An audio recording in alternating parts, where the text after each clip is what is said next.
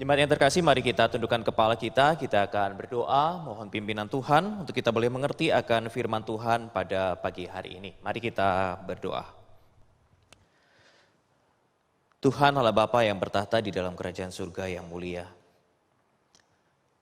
Inilah setiap kami di hadapan Tuhan di dalam segala kelemahan kami, keperdosaan kami. Tetapi kami terus ditopang oleh anugerah Tuhan, kami terus ditopang oleh kebaikan Tuhan. Sehingga kami boleh terus ada sebagaimana kami ada pada pagi hari ini. Dan pada saat ini Tuhan, kami mau bersyukur. Di tengah segala keterbatasan yang ada, kami masih boleh menikmati ibadah. Kami masih boleh mengucap syukur, kami masih boleh memuliakan nama Tuhan. Dan biarlah ini boleh terus mengingatkan kami bahwa kami dipanggil sebagai murid Kristus. Kami dipanggil untuk mengasihi Tuhan yang sudah menyelamatkan kami. Dan pada hari ini, ketika kami akan mendengarkan kebenaran firman Tuhan, biarlah Tuhan tolong setiap kami untuk kami boleh mengerti firman Tuhan ini. Sehingga firman Tuhan inilah yang akan terus menolong kami untuk kami boleh hidup sesuai dengan apa yang Tuhan mau. Supaya kami boleh hidup sebagai murid-murid Kristus yang sejati. Kami sekali lagi mau menyerahkan waktu pemberitaan firman Tuhan pada hari ini. Dan biarlah Roh Kudus Tuhan sendiri yang berbicara kepada setiap kami. Di dalam nama Tuhan Yesus Kristus kami sudah berdoa dan mengucap syukur. Amin. Jemaat Tuhan yang terkasih, kita akan membuka bagian Alkitab kita dari Lukas pasal yang ke-14 ayat yang ke-25 sampai dengan ayatnya yang ke-35. Tema yang diberikan kepada saya adalah ditantang untuk bayar harga. Kita akan membaca satu bagian firman Tuhan dari Lukas pasal 14 ayat 25 sampai dengan ayat yang ke-35. Saya akan membacakan bagian firman Tuhan ini untuk kita semua. Demikian bunyi firman Tuhan. Pada suatu kali banyak orang berduyun-duyun mengikuti Yesus dalam perjalanannya. Sambil berpaling ia berkata kepada mereka, "Jikalau seorang datang kepadaku dan ia tidak membenci bapaknya, ibunya, istrinya, anak-anaknya, saudara-saudaranya laki-laki atau perempuan, bahkan nyawanya sendiri, ia tidak dapat menjadi muridku. Barang siapa tidak memikul salibnya dan mengikut aku, ia tidak dapat menjadi muridku. Sebab siapakah di antara kamu yang kalau mau mendirikan sebuah menara, tidak duduk dahulu membuat anggaran biayanya? Kalau cukup uangnya untuk menyelesaikan pekerjaan itu. Supaya jikalau ia sudah meletakkan dasarnya dan tidak dapat menyelesaikannya, jangan-jangan semua orang yang melihatnya mengejek dia sambil berkata, orang itu mulai mendirikan tetapi ia tidak sanggup menyelesaikannya. Atau raja manakah yang kalau mau pergi berperang melawan raja lain tidak duduk dahulu untuk mempertimbangkan apakah dengan 10.000 orang ia sanggup menghadapi lawan yang mendatanginya dengan 20.000 orang. Jikalau tidak, ia akan mengirim utusan selama musuh itu masih jauh untuk menanyakan syarat-syarat perdamaian. Demikian pula lah tiap-tiap orang di antara kamu yang tidak melepaskan dirinya dari segala miliknya, ia tidak dapat menjadi muridku. Garam memang baik, tetapi jika garam juga menjadi tawar, dengan apakah ia akan diasinkan? Tidak ada lagi gunanya baik untuk ladang maupun untuk pupuk, dan orang membuangnya saja. Siapa mempunyai telinga untuk mendengar, hendaklah ia mendengar." Jemaat Tuhan yang terkasih di dalam Tuhan, saya ingat akan sebuah pengalaman yang tidak menyenangkan di dalam hidup saya, yaitu berkaitan dengan pembelian sebuah voucher makan. Jadi jemaat Tuhan yang terkasih di dalam Tuhan, pada masa itu sedang ramai dan trennya sebuah aplikasi yang menjual voucher makan restoran-restoran yang cukup terkenal gitu ya. Jadi kalau kita beli voucher di situ, lalu kita bisa dapat potongan harga, dan waktu itu lagi booming begitu ya. Saya nggak akan sebutkan aplikasinya gitu ya, karena nanti akan kita jadi saya dikira di endorse untuk aplikasi ini begitu, atau saya menjelek-jelekan aplikasi ini. Nah, karena seorang teman saya selalu bilang, wah kalau makan pakai voucher dari aplikasi ini pasti untung gitu ya. Dan akhirnya saya mencoba untuk ya udahlah, oke, saya coba untuk beli satu voucher dari aplikasi ini. Nah, singkat cerita, waktu saya akan menggunakan voucher ini karena batas waktu dari voucher ini akan habis, Ternyata voucher saya ini ditolak waktu saya mau pakai. Ya, saya udah datang ke restoran, saya udah pesan, saya bilang saya mau pakai voucher ini. Lalu si pelayan toko itu mengatakan, oh nggak bisa dipakai vouchernya. Lalu saya tanya, kenapa? Padahal batas waktunya saya yakin batas waktu dari voucher itu adalah habisnya besok. Gitu ya. Jadi masih hari ini seharusnya voucher itu masih berlaku. Lalu si pelayan menjelaskan bahwa ini adalah akhir pekan. Sehingga voucher itu tidak berlaku. Dan di saat itulah perasaan saya begitu campur aduk karena berarti kan besok itu sudah tidak berlaku. Jadi hari terakhir adalah hari ini sebetulnya gitu ya. Dan di saat itu perasaan saya begitu campur aduk. Artinya campur aduk karena apa? Karena saya mau marah gitu ya. Mungkin ekspresinya seperti ini. Saya udah mau marah, kesel, tapi saya bingung yang mau dimarahin siapa.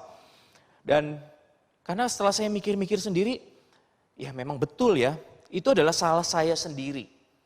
Karena saya tidak membaca syarat dan ketentuan yang berlaku dari voucher yang saya beli ini. Karena si pelayan dengan jelas menunjukkan, ini loh Pak, voucher ini memang ada tulisannya bahwa hanya berlaku di hari weekdays. Wow, begitu ya.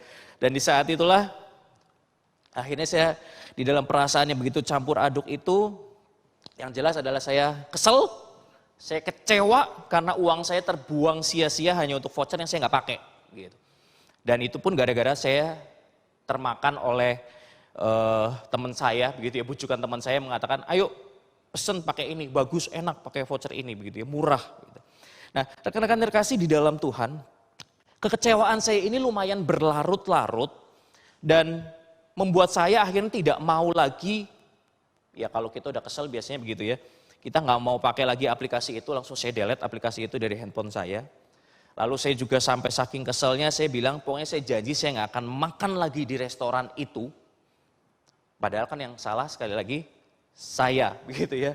Jadi setiap kali saya merenungkan akan hal ini saya diingatkan bahwa sebetulnya ketika saya merasa kecewa setiap kali saya lewat restoran itu di dekat daerah Puri sih. Setiap kali saya lewat restoran itu saya aduh tuh kesel ingat restoran itu. Hilang uang saya beberapa ratus ribu gara-gara restoran itu. Dan setiap kali lihat iklan dari aplikasi itu, saya juga kesel. Saya bilang, ngapain tuh orang pada pakai aplikasi itu, bohong-bohongin doang tuh aplikasi itu. Jadi rekan-rekan kasih di dalam Tuhan, banyak kekecewaan, banyak hal yang membuat saya akhirnya marah, saya kesel. Saya tadi nggak mau, saya delete aplikasi itu, saya nggak mau lagi makan di restoran itu. Dan saya juga berjanji, saya nggak akan lagi mau beli voucher.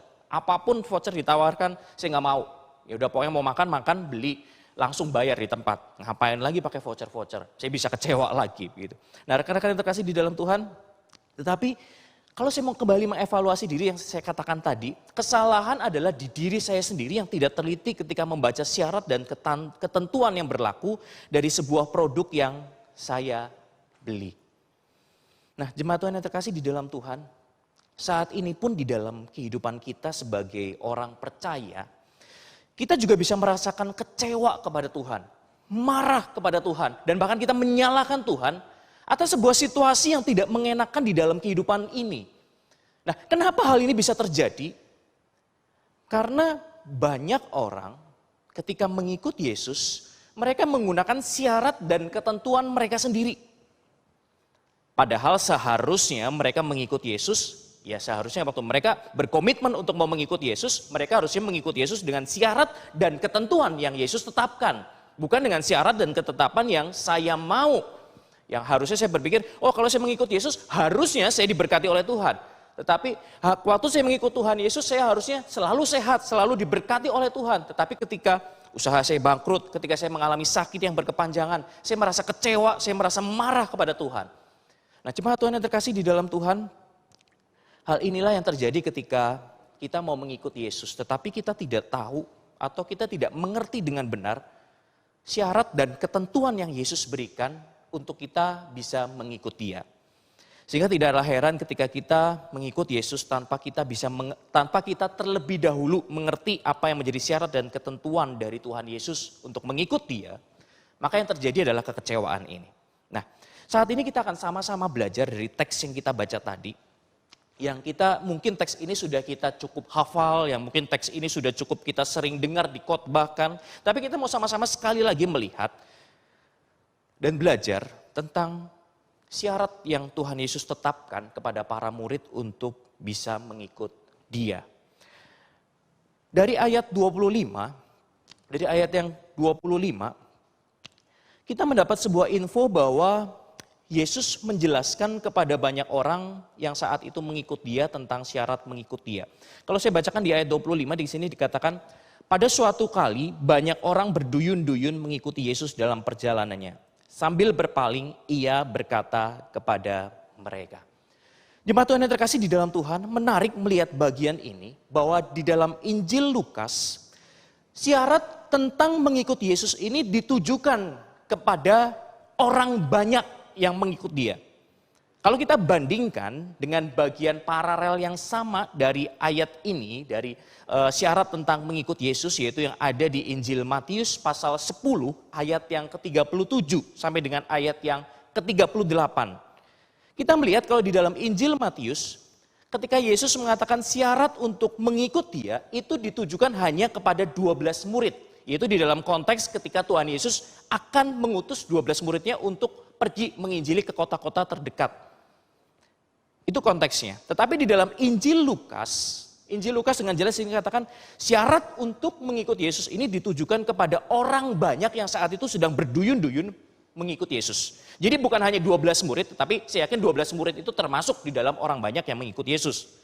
Tetapi di dalam bagian ini, di dalam Injil Lukas, dengan jelas sekali dituliskan bahwa Yesus berbicara kepada orang banyak. Bukan hanya kepada 12 murid saja. Nah, jemaat Tuhan yang terkasih di dalam Tuhan, mungkin saja inilah yang menjadi salah satu alasan kenapa Injil Lukas menuliskan demikian, bahwa syarat untuk mengikut dia itu dituliskan untuk orang-orang banyak yang saat itu sedang mengikut dia.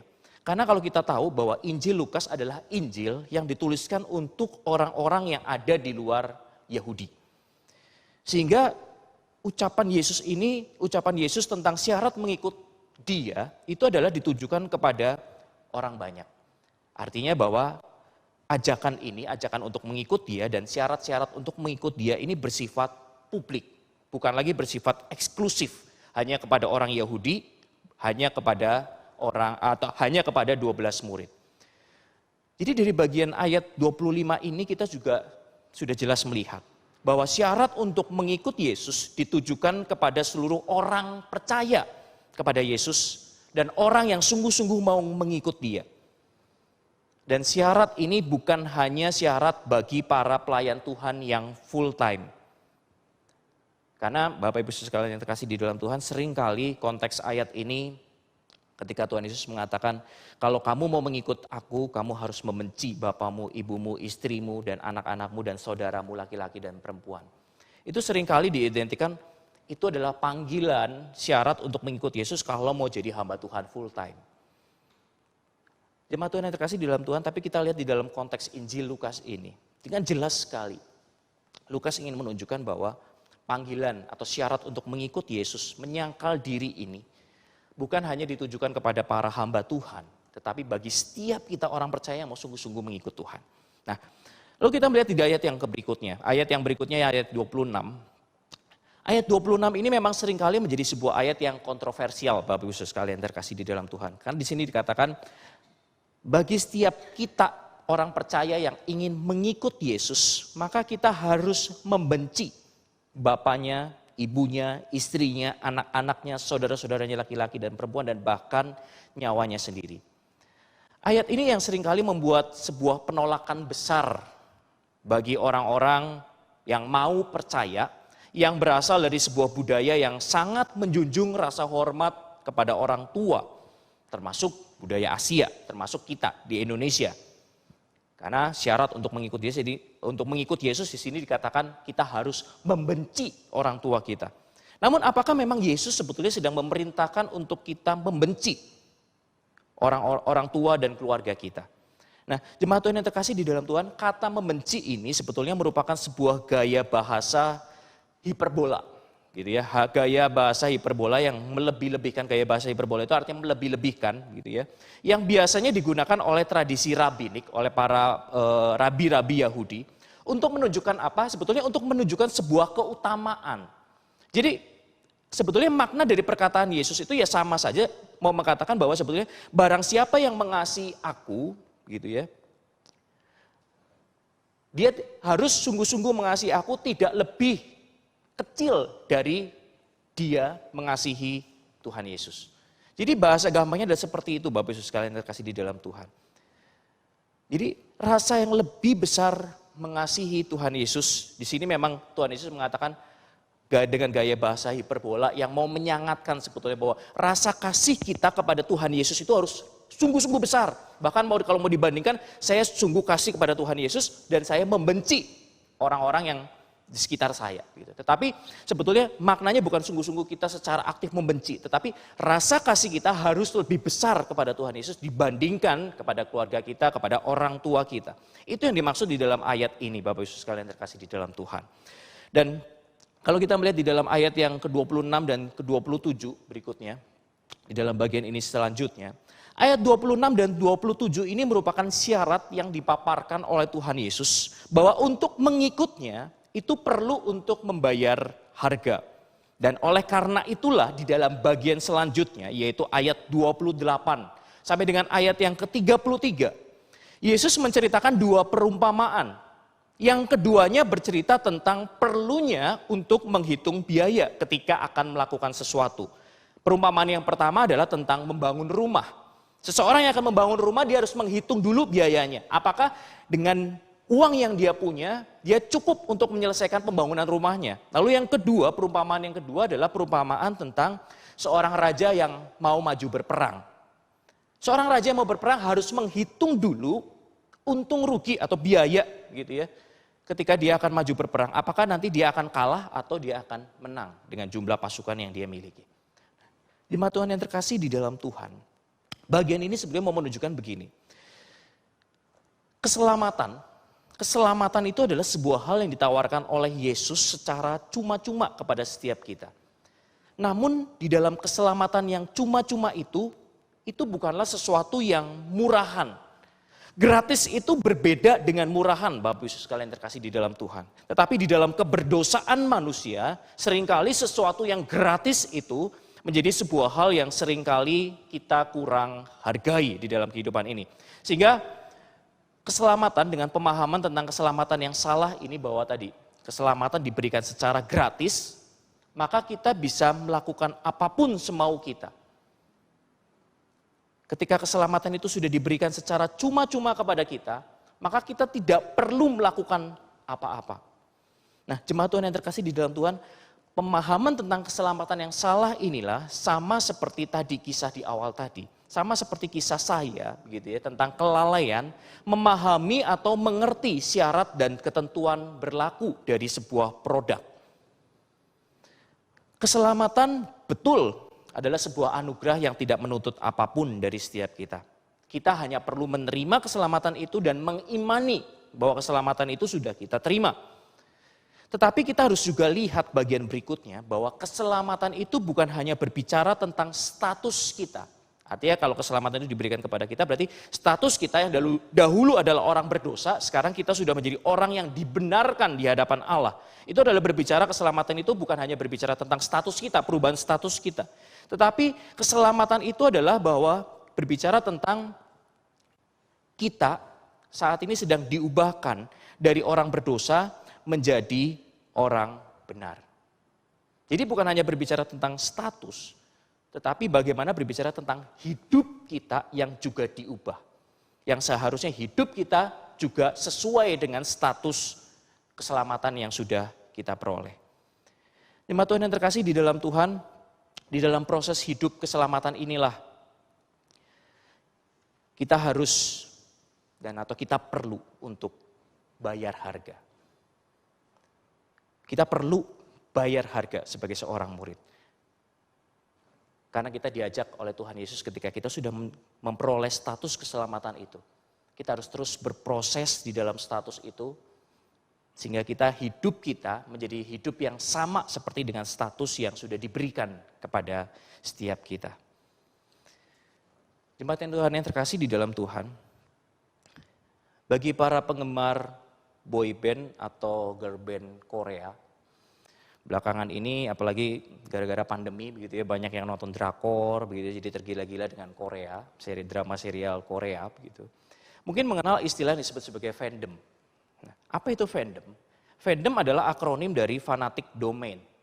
yang istilah ini dikenakan kepada atau merujuk kepada orang yang secara penuh memberikan loyalitasnya kepada idolanya. Atau kalau orang-orang fandom sendiri ini mengartikan fandom ini sebagai fans kingdom. Ya, fans kingdom. Jadi kalau di sini di gambar saya kalau nggak salah itu BTS gitu ya, yang cowok nggak tahu saya itu siapa gitu ya. Saya cuma cari aja di internet gitu. Nah jadi yang namanya, jadi ada fans kingdomnya BTS, lalu ada fans kingdomnya siapa lagi begitu. Jadi mereka membentuk sebuah kelompok begitu ya, kelompok yang artinya tadi orang-orang yang sungguh-sungguh loyal kepada idolanya. Jadi mereka akan menyatukan diri dalam sebuah kelompok yang disebut sebagai fandom ini. Nah, jemaat Tuhan yang terkasih di dalam Tuhan, bagi dunia bisnis entertainment, fandom ini merupakan sumur minyak. Gitu ya, di mana dunia entertainment bisa menggali banyak sekali keuntungan dari para fandom ini, dari para fans yang fanatik ini. Di mana dari para fandom inilah dunia bisnis entertainment itu bisa mendapatkan pemasukan yang begitu besar dari mereka. Karena apa? Karena seorang penggemar fanatik akan benar-benar mau mengorbankan segalanya demi idolanya. Mulai dari harga tiket show yang harganya mungkin sudah tidak masuk akal. Lalu merchandise yang harganya selangit. Apalagi kalau merchandise itu dibubuhi tanda tangan dari si idola ini. Atau bahkan sampai produk-produk yang dibintangi oleh idolanya akan menjadi barang yang begitu diburu atau dicari oleh para fandom ini. Jemaat Tuhan yang terkasih di dalam Tuhan, para fandom ini rela bayar harga untuk idolanya. Yang sebetulnya idolanya ini tidak memberikan sesuatu apapun kepada dirinya. Justru para fandom ini yang justru para fandom ini yang dieksploitasi oleh para idolanya. Jemaat Tuhan yang terkasih di dalam Tuhan, kalau kita mau melihat di dalam kehidupan Yesus. Yesus datang ke dunia ini untuk apa? Untuk memberikan keselamatan kepada kita secara cuma-cuma. Dan dia mengundang kita untuk mengikut dia, supaya hidup kita diubahkan, supaya hidup kita bisa menjadi berkat. Dan semua perubahan ini sebetulnya adalah untuk siapa? Untuk kebaikan kita, bukan untuk kebaikan dari Tuhan Yesus. Jadi Tuhan Yesus tidak mendapatkan keuntungan apapun dari apa yang sudah dia lakukan. Tapi pertanyaannya adalah apakah kita sanggup untuk bayar harga, untuk kita boleh sungguh-sungguh mengikut Tuhan di dalam kehidupan kita. Kalau tadi para fandom rela bayar harga yang begitu luar biasa, yang habis-habisan untuk idolanya.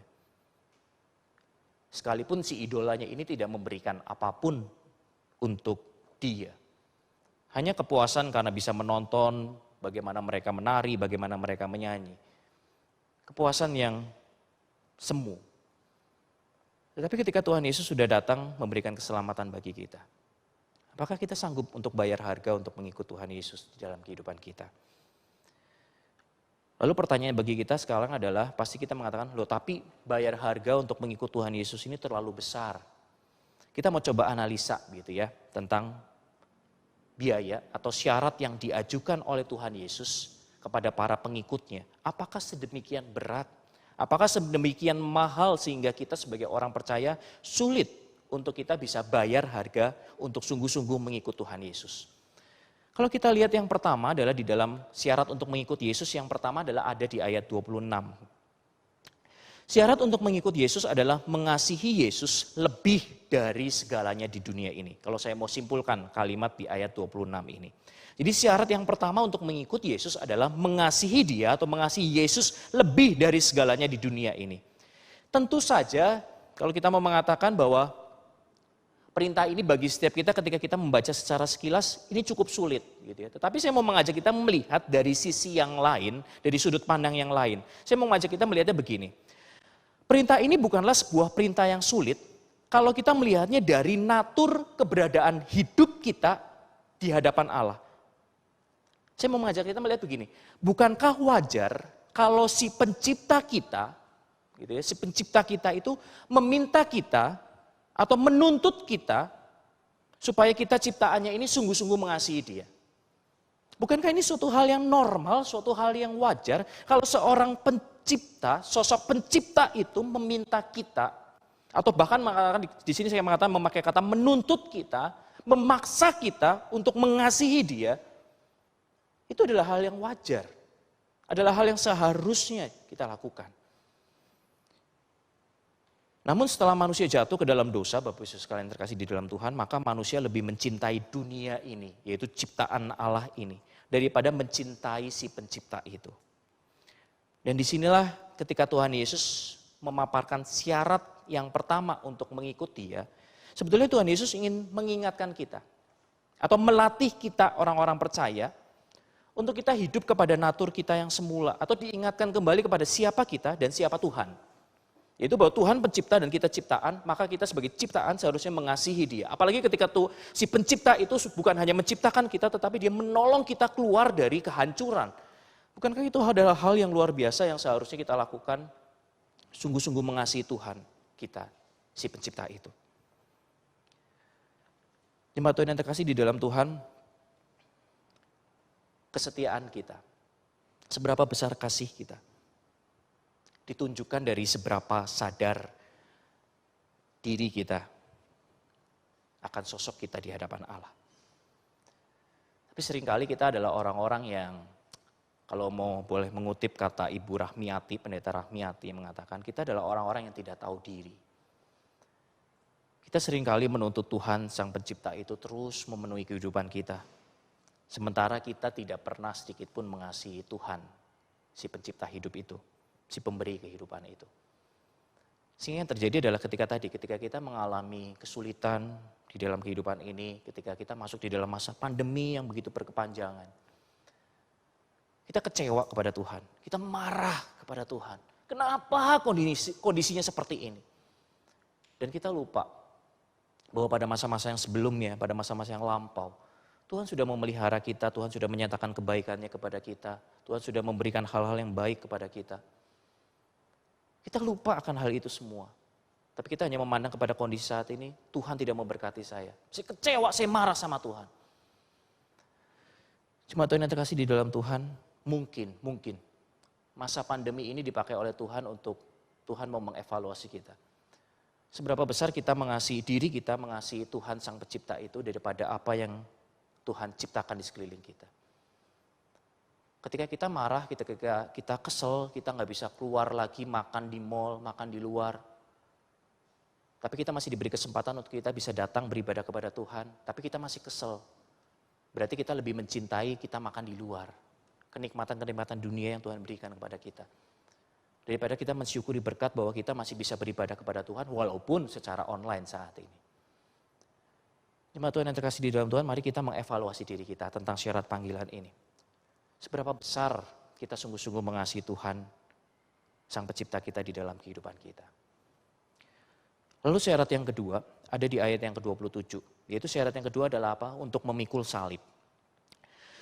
Kehidupan orang-orang yang sudah sungguh ditebus di dalam dunia yang berdosa ini, pastilah akan menjadi sebuah kehidupan yang penuh dengan kesulitan, Bapak Ibu sekalian terkasih di dalam Tuhan.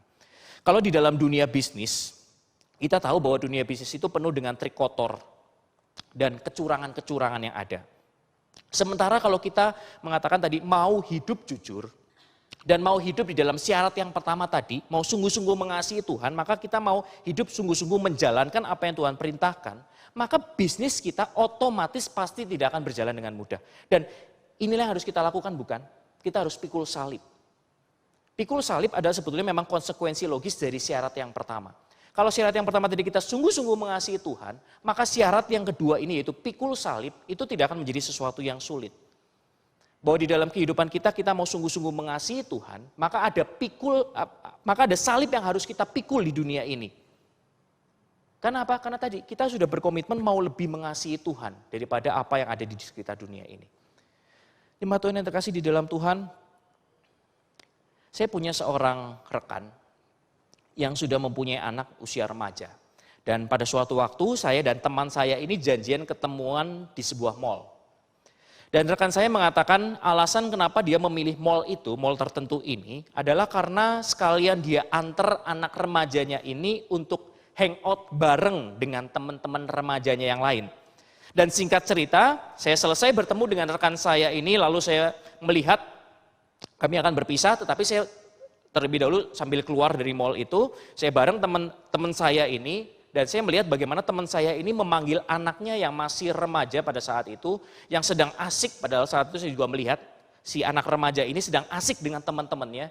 Lalu si orang tua ini, papanya ini panggil, ayo kita pulang gitu ya. Udah selesai, papa ketemu dengan teman papa begitu ya, dan dia mengajak si anak ini untuk pulang. Dan respon saya waktu melihat reaksi si anak ini ketika diajak pulang orang tuanya, saya benar-benar kagum. Karena apa? Karena si anak remaja ini dengan segera taat perintah tanpa berargumen atau menawar kepada papanya, "Pak, nanti bentar lagi masih asik nih sama teman-teman." Enggak, dia langsung pamitan sama teman-temannya, "Bye ya, saya mau pulang," gitu ya. Dan dia langsung ikut papanya dan dengan tetap muka sukacita. Lalu saya tergugah akhirnya untuk bertanya kepada anak ini, menanyakan, "Kenapa sih waktu kamu dipanggil sama papa kamu bisa langsung taat, padahal tadi saya lihat kamu tuh lagi asik sama teman-teman kamu," begitu ya. Dan akhirnya dia menjawab mengatakan, "Ya saya taat karena saya tahu papa mengasihi saya dan saya mau mengasihi papa, maka wujud dari kasih saya adalah ketaatan ini. Saya mau belajar taat kepada papa." Lalu saya masih penasaran lagi, saya tanya lagi, "Tapi kamu gak sedih atau malu waktu papa kamu panggil kamu, padahal kamu juga masih punya keinginan kan untuk main sama teman-teman kamu itu tadi?" Lalu si anak ini jujur menjawab, "Ya sebetulnya berat sih, sebetulnya memang saya kalau boleh milih, saya lebih mau pilih masih main dengan teman-teman saya." Tapi dia menambahkan bahwa dan waktu dipanggil papa itu untuk ikut pulang, sebetulnya dia juga mengatakan, "Ya sebetulnya saya malu.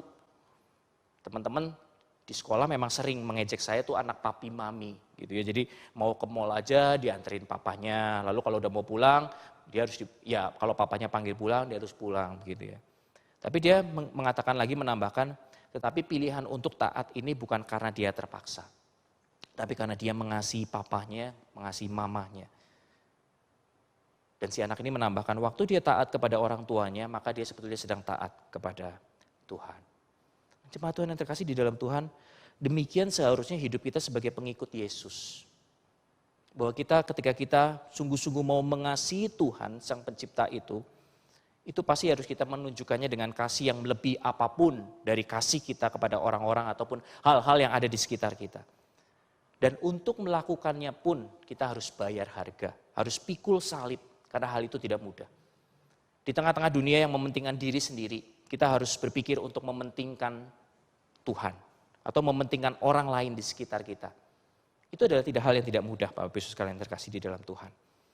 Tapi saya mau menunjukkan begini Bapak Ibu sekalian terkasih di dalam Tuhan. Dari ayat 26 dan 27 tadi. Syarat atau bayar harga yang harus kita lakukan untuk mengikut Yesus. Ini bukanlah syarat yang dibuat-buat oleh Tuhan Yesus. Bukanlah syarat yang begitu berat yang harus kita pikul, yang harus kita jalani. Tetapi syarat ini adalah syarat yang sebetulnya mengingatkan kita bahwa kita mesti hidup sesuai dengan desain kita, sesuai dengan status kita. Jadi syarat mengikut Yesus ini ayat 26 sampai dengan ayat 27 ini adalah ibarat sebuah petunjuk pemakaian sebuah produk. Jadi kalau kita beli mesin cuci kan kita biasa baca dulu tuh buku petunjuknya. Supaya mesin cuci itu bisa kita pakai dengan maksimal sesuai dengan fungsi dari mesin cuci itu diciptakan. Sama seperti kehidupan kita sebagai orang percaya. Sebetulnya syarat ini mau mengajak kita, mengingatkan kita bahwa kita bisa hidup sebagai orang percaya yang efektif, yang maksimal kalau kita hidup sesuai dengan dua syarat ini. Yaitu apa? Mengasihi Tuhan lebih sungguh dan yang kedua adalah pikul salib di dalam kehidupan kita setiap hari. Jelas yang seperti saya katakan tadi, bahwa dua syarat ini mau membalikan kita kepada natur hidup kita sebagai orang percaya, yaitu menjadi terang dan garam. Kita lihat di dalam ayat yang ke-34 sampai dengan ke-35. Dari semua syarat itu, dua syarat yang Tuhan Yesus berikan. Kalau kita hidup di dalam dua syarat itu dikatakan kita bisa hidup menjadi berkat bagi orang-orang di sekitar kita. Jemaat Tuhan yang terkasih di dalam Tuhan, lalu apa aplikasi praktis yang bisa kita lakukan di dalam kehidupan sehari-hari kita terkait dengan firman Tuhan pada hari ini? Yang pertama adalah jelas bahwa iman yang benar, pertumbuhan iman yang benar adalah bertumbuh di dalam pengenalan yang benar akan Tuhan. Seperti yang saya katakan di awal, di dalam masa pandemi seperti ini banyak orang percaya yang juga goyah imannya. Salah satu sebabnya mungkin adalah karena mungkin memang iman mereka dibangun di atas dasar yang tidak benar. Mungkin mereka punya pemahaman, punya satu doktrin bahwa Allah adalah Allah yang memberkati kalau kita memberi banyak. Semakin kita memberi banyak, maka akan Tuhan juga memberkati kita lebih banyak. Nah, kalau kita punya doktrin, punya pemahaman yang seperti ini, maka dalam masa pandemi ini, ketika bisnis terhantam, maka kita akan merasa kecewa. Karena apa? Karena tadi kita punya satu pemahaman yang salah tentang Tuhan di dalam kehidupan kita.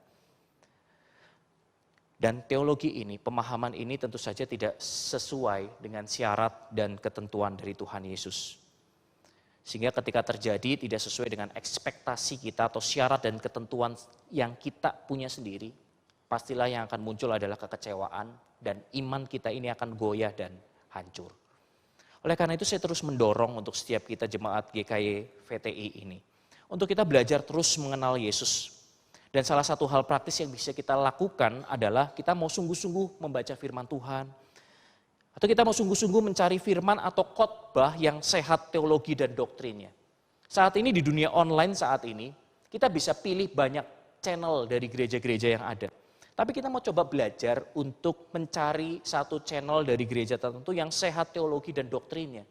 Supaya apa? Supaya itu menolong kita bisa bertumbuh di dalam iman yang benar kepada Tuhan. Supaya kita punya konsep pemikiran yang benar tentang Tuhan di dalam kehidupan kita. Atau rajin mengikuti pembinaan-pembinaan yang ada di gereja, yang diberikan oleh gereja di tempat ini.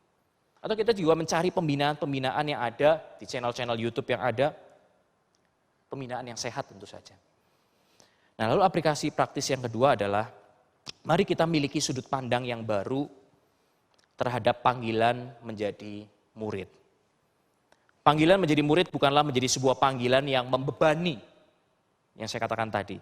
Namun panggilan ini adalah sebuah alarm yang terus mengingatkan kita akan status kita di dalam keselamatan yang sudah Tuhan Yesus berikan bagi kita. Biarlah firman Tuhan pada pagi hari ini boleh terus mengingatkan kita. Kita terus ditantang oleh Tuhan Yesus. Untuk kita boleh sungguh-sungguh mengikut Dia dengan sepenuh hati kita. Dan tentu saja yang harus kita lakukan adalah kita berjuang. Kita terus belajar untuk mengasihi Dia. Kita terus belajar untuk pikul salib di dalam kehidupan ini. Tidak mudah memang. Tetapi ketika kita mau mengubah sudut pandang kita sedikit tentang syarat ini, itu akan menjadi sesuatu yang lebih mudah. Amin. Mari kita tundukkan kepala, kita berdoa. Tuhan Allah Bapa yang bertahta di dalam kerajaan surga yang mulia. Terima kasih kalau pada hari ini Tuhan ingatkan kami kembali akan status kami di hadapan Tuhan. Itu kami adalah murid Kristus. Orang-orang yang dipanggil oleh Tuhan untuk mengikut Tuhan dengan sungguh-sungguh di dalam kehidupan kami. Dan di dalam mengikut Tuhan ini ada harga yang harus kami bayar. Bahwa kami harus sungguh-sungguh mengikut Tuhan, kami harus sungguh-sungguh mengasihi Tuhan, dan kami harus memikul salib kami. Kami tahu Tuhan hal ini tidak mudah. Tapi biarlah firman Tuhan pada pagi hari ini mengingatkan kami bahwa Tuhan sudah memberikan keselamatan itu secara cuma-cuma bagi setiap kami. Dan sekarang yang menjadi bagian kami adalah kami harus menyatakan akan kasih kami yang sungguh-sungguh itu kepada Tuhan. Itu dengan cara kami bayar harga untuk kami mengikut Tuhan Yesus dalam kehidupan kami. Tolong kami untuk terus belajar mengasihi Tuhan. Tolong kami untuk kami terus belajar memikul salib kami di dalam kehidupan kami ini. Di dalam nama Tuhan Yesus Kristus kami sudah berdoa dan mengucap syukur. Amin.